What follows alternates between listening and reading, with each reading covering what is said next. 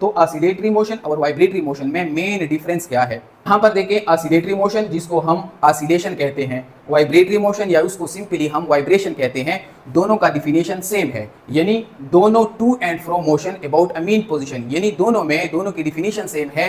एक mean position के इर्द गिर्द आगे पीछे मोशन जो है उसे हम क्या कहते हैं? उसे हम कहते हैं वाइब्रेटरी भी और ऑसिलेटरी भी।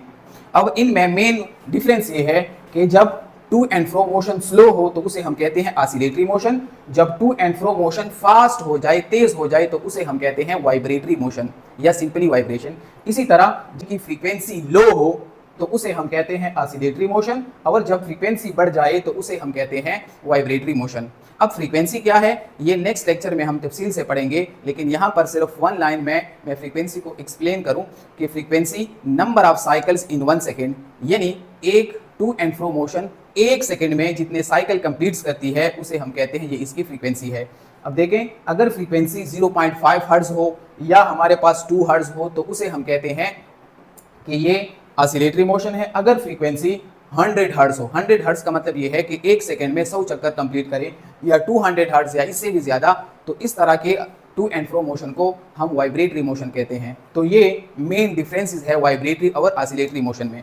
अगर हम वाइब्रेटरी मोशन के एग्जांपल को देखें तो हमारे पास स्ट्रिंग ऑफ म्यूजिकल इंस्ट्रूमेंट, हमारे पास जो म्यूजिकल इंस्ट्रूमेंट है जैसे कि पियानो है, गिटार है, उसके जो स्ट्रिंग्स है, जो तार है, अगर उसको हम हिलाते हैं तो वो टू एंड फ्रो मोशन करते हैं, यानी वाइब्रेटरी मोशन करते हैं। जिस तरह आप इस एनिमेशन में देख सकते हैं, जो म्यूजिकल इंस्ट्रूमेंट है उसके जो स्ट्रिंग्स हैं वो पोजीशन के टू एंड फ्रो मोशन कर रहे हैं। अब देखें इन स्ट्रिंग्स के टू एंड फ्रो मोशन को ज़रा देखें, वो बहुत ज़्यादा फास्ट है, तेज़ है।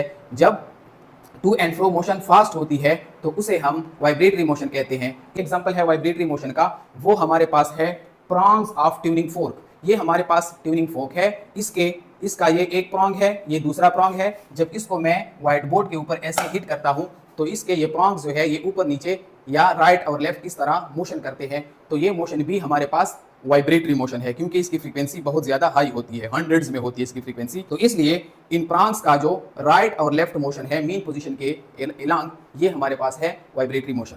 इसी तरह अगर हम मोबाइल को देखें तो मोबाइल में भी हमारे पास वाइब्रेशन का ऑप्शन होता है। जब कोई हमें बेल करता है तो हमने वाइब्रेशन पे लगाया होता है तो हमारा मोबाइल वाइब्रेट करता है, तो वो भी यही वाइब्रेशनल या वाइब्रेटरी मोशन है, लेकिन उसकी फ्रीक्वेंसी चूंकि ज़्यादा होती है तो उसको हम ऑसिलेशन नहीं बल्कि वाइब्रेशन कहते हैं।